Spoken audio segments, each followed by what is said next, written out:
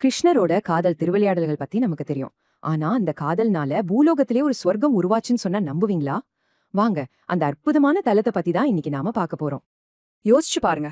ஒரே ஒரு பூ. ஆமா, ஒரு சின்ன பூ ஒரு பெரிய தெய்வீக சண்டையே உண்டாக்க முடியுமா? முடியும்னா அந்த சண்டையோட முடிவு அது எவ்வளவு பிரம்மாண்டமா இருக்கும். வாங்க, அந்த கதைக்குள்ள போலாம். இந்த சண்டைக்கு காரணமான பூ இருக்கே, அது சாதாரண பூ இல்ல. அது பாரிஜாதம். இந்திரனோட தேவலோகத்துல மட்டும் பூக்கக்கூடிய ஒரு தெய்வீக மலர். அதோட அழகும் சரி, வாசனையும் சரி, சும்மா தெய்வீக ஆசையோட சின்னம்னே சொல்லலாம். இப்போ இந்த சீனு கொஞ்சம் கற்பனை பண்ணி பாருங்களேன். கண்ணன் அந்த தெய்வீக பாரிஜாத பூவை எடுத்து தன்னோட பெரியமான மனைவி ருக்மணிக்கு ரொம்ப ஆசையா கொடுக்கறாரு. அத வாங்கின ருக்மணியோட முகத்துல அப்படி ஒரு சந்தோஷம். ஆனா இத தூரத்துல இருந்து பாத்துட்டு இருந்த இன்னொரு மனைவி சத்யபாமாவுக்குள்ள பொறாம தீ கொழுந்து விட்டு எரியுது. நம்மள எப்படி புறக்கணிக்கலான்னு கோபத்துல குதிக்கிறாங்க. தன்னோட அன்பான சத்யபாமாவோட கோபத்தை தணிக்கணும் இல்லையா? அதுக்காக கிருஷ்ணர் செஞ்ச சத்தியம்தான் இந்த கதையோட ஹைலைட்டே. உனக்கென்ன, ஒரு பூதானே, நான் அந்த ஸ்வர்க்கத்தில இருக்கிற மரத்தையே உனக்காக கொண்டு வந்து தரேன் அப்படின்னு ஒரு பிரம்மாண்டமான வாக்குறுதியை கொடுக்கறாரு. சொன்னதை செஞ்சு முடிக்கிறவர் தானே நம்ம கண்ணன். அதனால அவர் செஞ்ச காரியம் இருக்கு நம்மளால நினைச்சு கூட பார்க்க முடியாது. முதல்ல இந்திரனோட சொர்க்கலோகத்துக்கே போனாரு. அடுத்து அங்கிருந்த அந்த பாரிஜாத மரத்தையே வாங்கிட்டு வந்தாரு. கடைசியா அத பூமிக்கு கொண்டு வந்து சத்யபாமாவுக்காகவே ஒரு சொர்க்க தோட்டத்தையே உருவாக்கிட்டாரு. அப்படி அவர் உருவாக்கின அந்த நந்தவனம் அவ்வளவு அழகா இருந்துச்சாம். அத பார்த்தவங்க எல்லாரும், அடடே, கண்ணனோட தலைநகரமான துவாரகையே இங்க பூமிக்கு வந்துருச்சோன்னு ஆச்சரியப்பட்டாங்களாம். அதனாலதான் இந்த இடத்துக்கு தென்னகத்தின் துவாரகை அப்படின்னே ஒரு பேர் வந்துச்சு.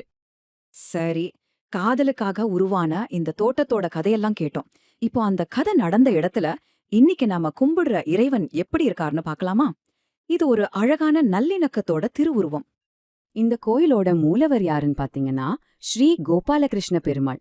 பக்தர்கள் எல்லாரும் அவரை ரொம்ப அன்பா ராஜகோபாலன் அப்படின்னும் கூப்பிடுவாங்க. இங்க நீங்க பாக்குற இந்த காட்சி ரொம்பவே விசேஷமானது. பெருமாள் கிழக்கு நோக்கி நிக்கிறாரு. அவரோட ஒரு பக்கம் ருக்மிணி தேவி, இன்னொரு பக்கம் சத்யபாமா தேவி. பாத்தீங்களா, ஒரு பூவால ஆரம்பிச்ச சண்டை இப்போ ரெண்டு பேரையும் தன்னோட ரெண்டு பக்கத்துலயும் வச்சு அரவணைச்சு நிக்கிற ஒரு அழகான சமநிலையோட ஓவியமா மாறியிருக்கு. காவலம்பாடி, இந்த பேருக்கு ஒரு அழகான அர்த்தம் இருக்கு தெரியுமா? இதோட அர்த்தம் ஆயர்களோட தோப்பு. ஸ்வர்க்கத்துல இருந்து மரத்தையே கொண்டு வந்தாலும் நம்ம கண்ணனோட அந்த பிரியமான ஆயர் அடையாளம் இந்த மண்ணை விட்டு எங்கேயும் போகாதுங்கிறத எவ்வளவு அழகா இதை நமக்கு ஞாபகப்படுத்துது பாருங்க. இப்போ இந்த ஒரு கோயிலோட கதைய மட்டும்தான் நம்ம பார்த்திருக்கோம். ஆனா இத சுத்தி இன்னும் நிறைய தெய்வீக பொக்கிஷங்கள் இருக்கு. நாம பார்த்தது பல கதைகள்ல ஒண்ணு மட்டும்தான்.